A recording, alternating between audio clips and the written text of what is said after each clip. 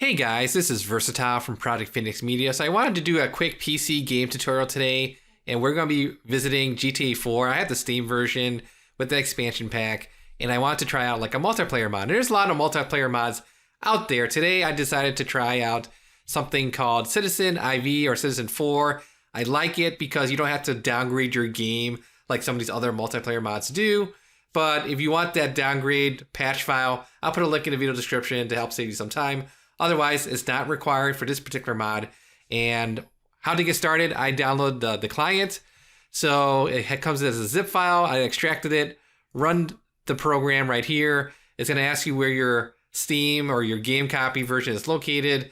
And then after that, it downloads all the necessary patches and the files, and you're good to go. So what I'm going to do next is sort of run the program here and then open up my video recording software and show the gameplay footage and just have a lot of good times here. So let's go ahead and jump into the next portion of this video tutorial. Let's do this.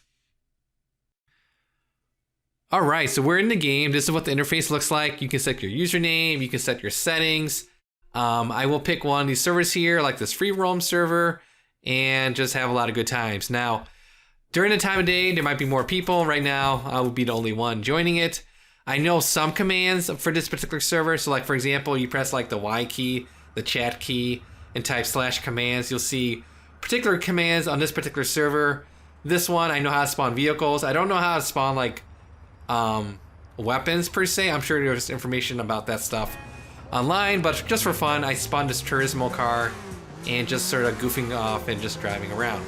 If you do press the tab key, it does list like the user names that are in the server. So if there was somebody else, I could teleport to them, but I'm just playing by myself right now. And that is pretty much the Citizen 4 multiplayer mod in a nutshell.